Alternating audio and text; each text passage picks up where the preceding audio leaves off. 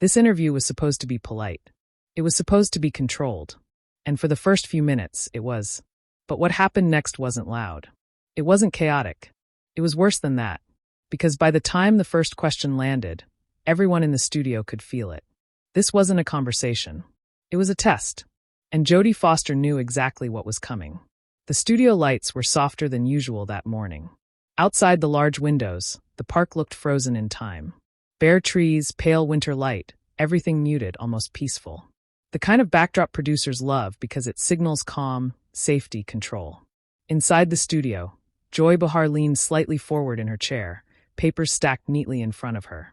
Her posture was relaxed, familiar, confident. This was her space. She knew every camera angle, every pause, every beat of silence. Across from her, Jodie Foster sat upright, hands folded loosely in her lap. She wasn't tense, but she wasn't relaxed either. Her expression was neutral, almost unreadable. The kind of face that gives nothing away. Not fear. Not irritation. Not approval. A face built for listening, not reacting. Joy smiled. "Jodie, it's so good to have you here." The tone was warm. The opening was safe. Compliments followed. Her career. Her longevity. Her intelligence. The audience responded exactly as expected. Light applause. Comfortable laughter. This was the easy part. Jodie nodded politely, offering brief responses. Thoughtful. Measured.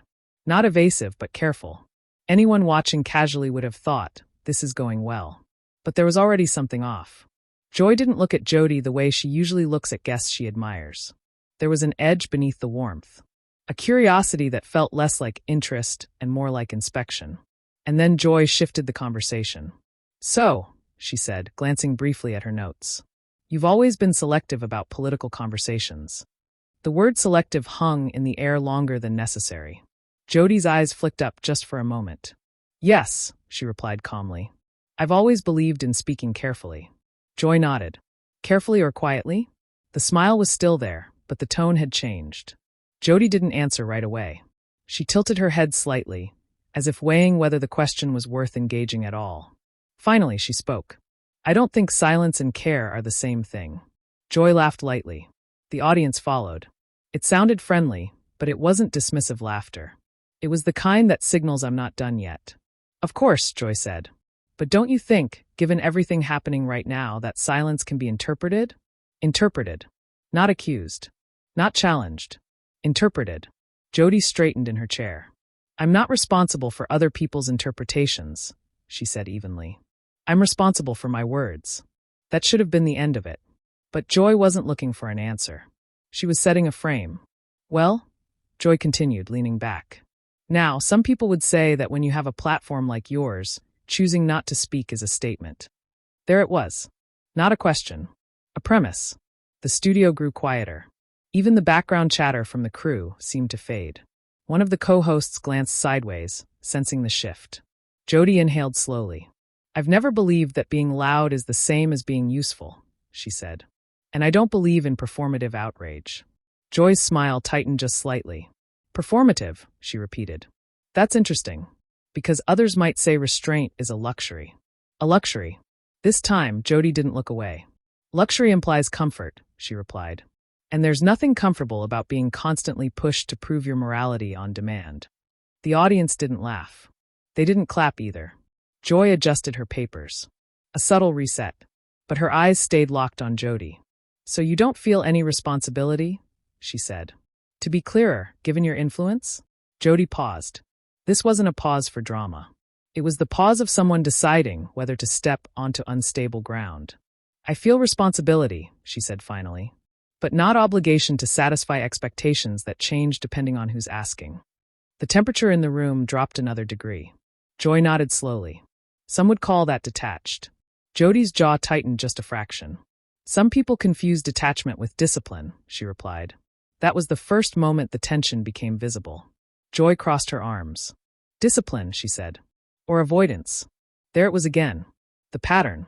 Joy wasn't asking what Jodie believed. She was asking why Jodie wouldn't say it the way others wanted her to. And Jodie could feel it. Her shoulders remained steady, but her expression had changed. The calm was still there, but it was now holding something back. "Joy," she said quietly. I don't believe political engagement has to look the same for everyone. Joy tilted her head. But don't you think, she pressed, that choosing not to take a side is, in itself, taking one? This time, Jodie didn't answer immediately. The silence stretched longer than before. And for the first time since the interview began, it was clear. This wasn't about politics anymore. It was about control. And Jodie Foster had just realized that the questions weren't going to stop. The silence after Joy's last question didn't feel accidental. It felt intentional. Joy let it stretch just long enough to become uncomfortable, then shifted in her seat, as if preparing to reframe the conversation entirely. The warmth from the opening minutes of the interview was gone. Now what remained was something colder. Sharper. So let me ask this differently, Joy said. Do you think neutrality is still acceptable right now? The word acceptable landed hard. Jodie's eyes stayed fixed on Joy, but her posture changed. She leaned back slightly, creating space between herself and the table. Not retreat. Distance. I don't frame my values in terms of acceptability, she replied. Especially not based on the political climate of a given week. Joy raised an eyebrow. A week, she repeated. Some would say this has been going on for years. Jodie nodded once. And that's exactly why I'm careful. Joy smiled, but this time it didn't reach her eyes. Careful, she said. Or insulated. There it was again. The reframing. The audience shifted in their seats. One of the co-hosts glanced toward the producer's booth, then back at the table. This was no longer small talk. Jodie exhaled slowly through her nose. I don't believe in turning every conversation into a loyalty test, she said. That doesn't move anything forward. Joy leaned forward now. But when people are hurting, she said, her voice firmer. Silence from. People with power can feel like abandonment. Power. The word hung between them. Jod's jaw tightened. I don't think influence gives anyone the right to demand performance from others, she replied. Especially not moral performance. Joy laughed softly, shaking her head. Moral performance, she echoed. That's an interesting phrase because some people would say refusing to speak is exactly that, a performance of detachment. This time, the audience didn't laugh. Jod folded her hands together, fingers interlaced. Detachment implies disengagement, she said. I'm deeply engaged. I just don't believe engagement has to be public to be real. Joy tilted her head, studying her. But you're public, she said. That's the point. You don't get to opt out of that. That was the moment the temperature changed. Jod's eyes narrowed just slightly. I get to decide how I participate, she said. No one else. Joy leaned back, crossing her arms. Well, she said, some would argue that's easy to say when you've spent decades protected by status, wealth, and admiration.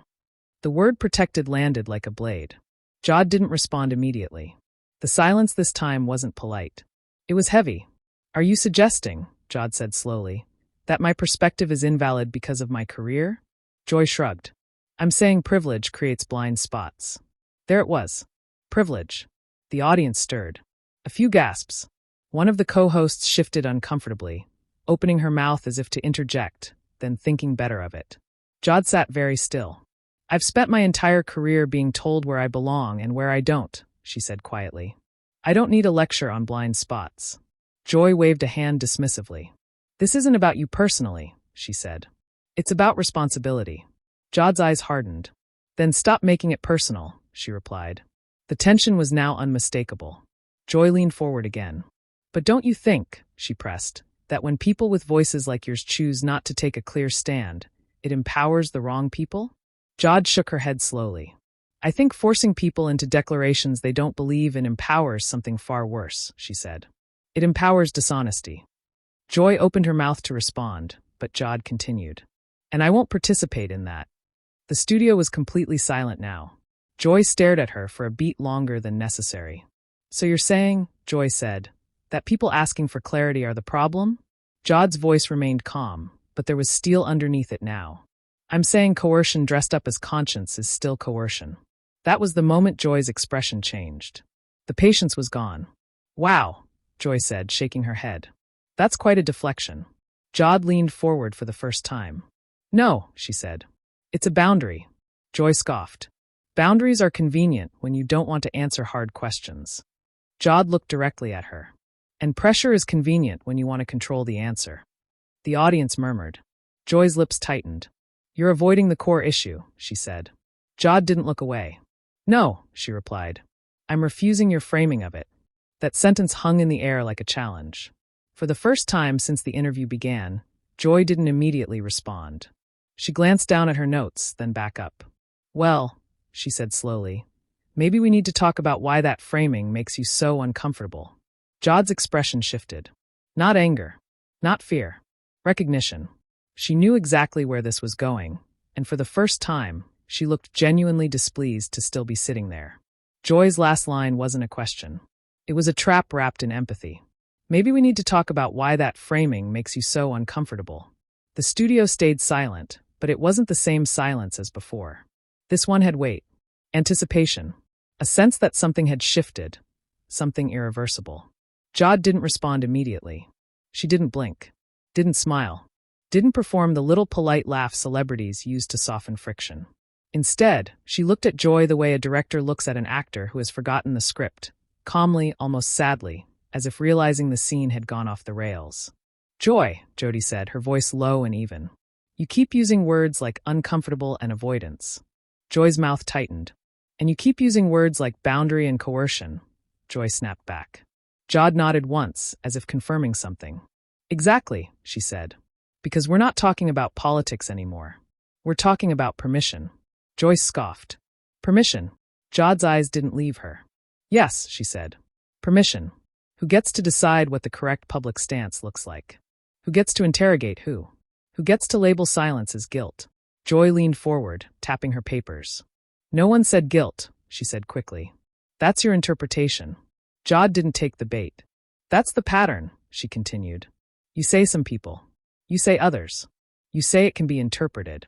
She paused, letting each phrase hang in the air like a receipt. And then you slide the conclusion in as if it belongs to everyone, when it belongs to you. The audience didn't move. The co-host didn't breathe. Joy tried to laugh it off. Oh, please. But Jod wasn't finished. You're not asking for clarity, Jod said. You're asking for compliance.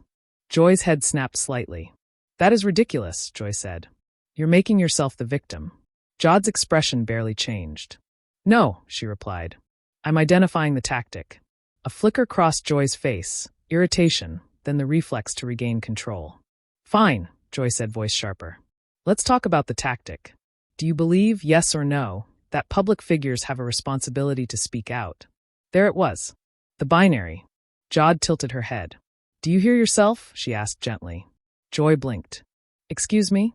You just turned a complex question into a loyalty oath, Jod said. And you did it because you want a yes you can approve of, or a no you can punish. The audience murmured, quiet, uneasy. Joy's eyes narrowed. I'm asking for accountability, Joy insisted. People are exhausted. They want to know where you stand. Jod nodded. I understand that, but here's the part you keep skipping. She leaned forward slightly. Not aggressive. Just deliberate.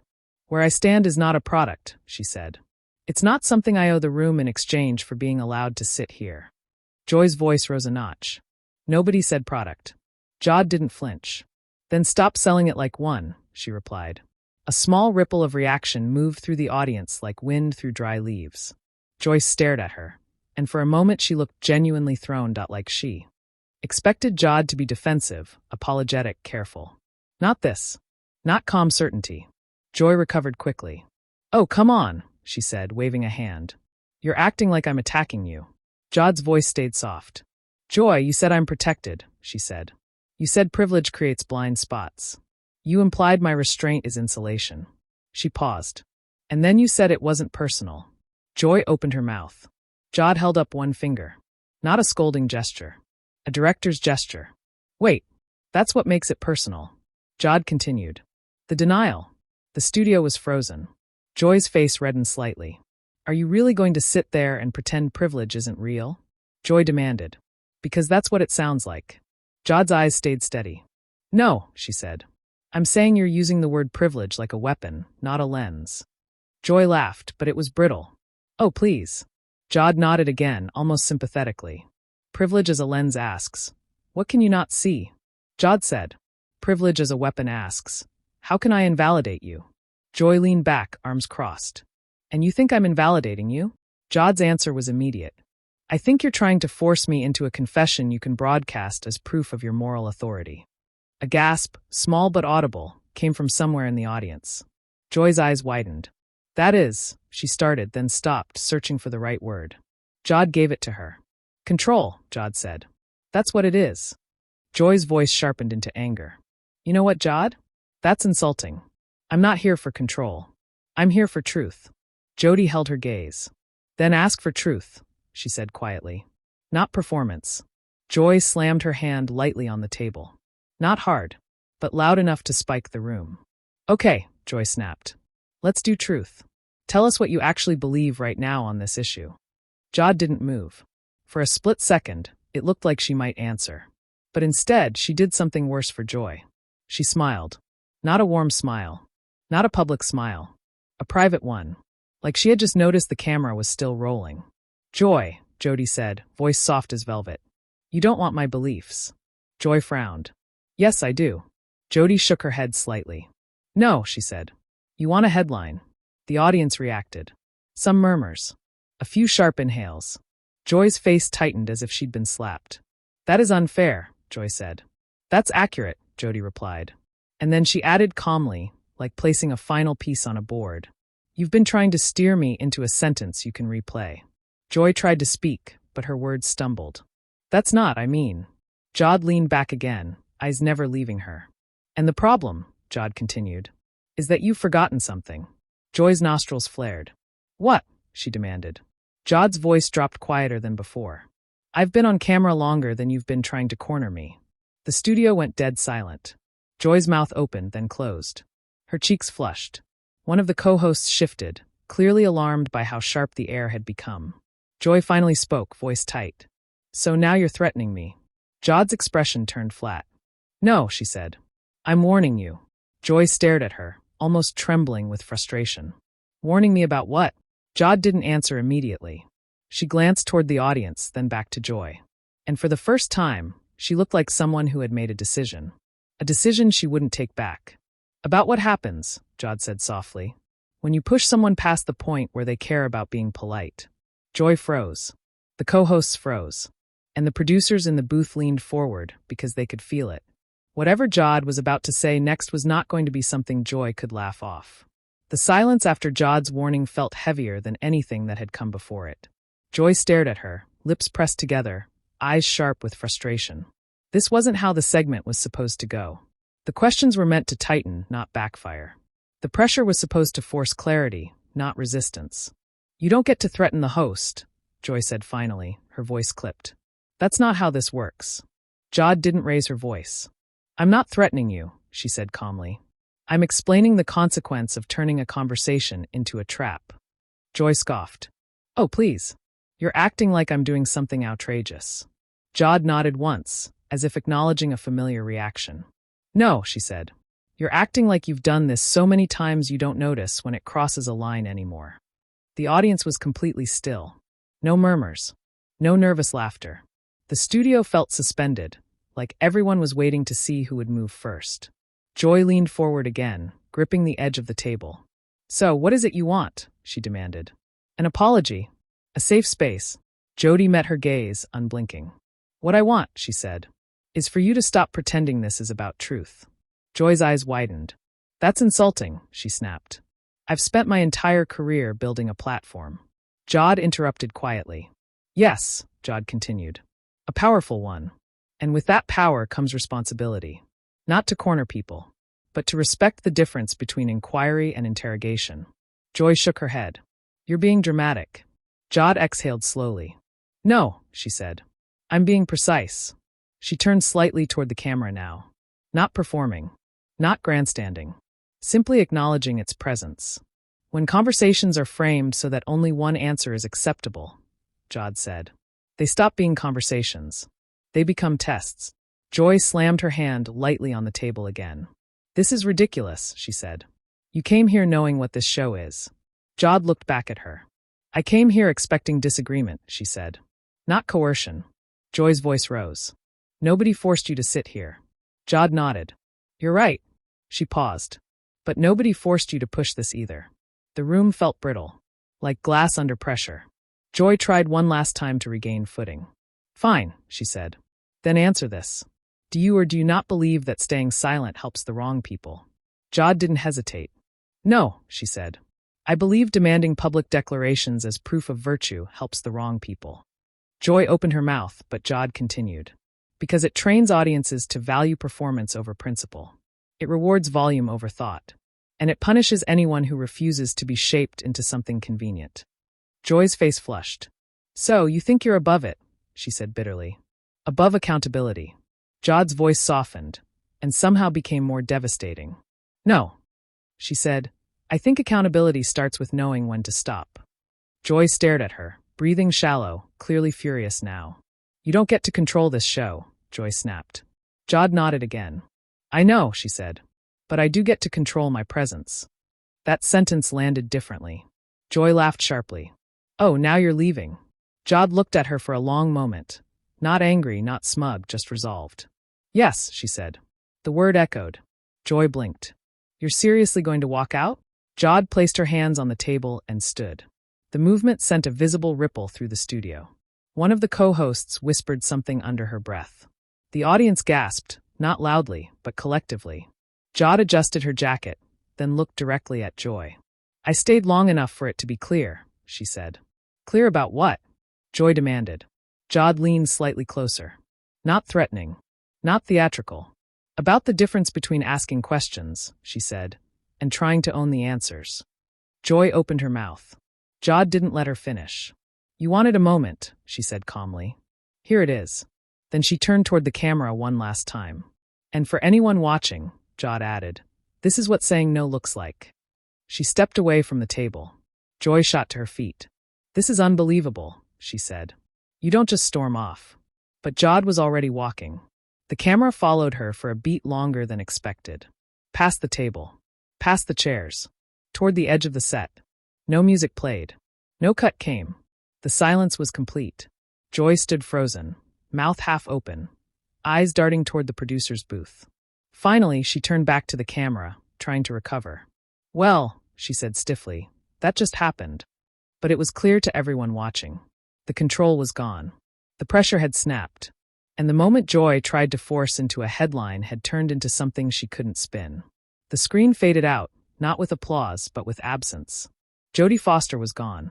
And the silence she left behind was louder than anything that had been.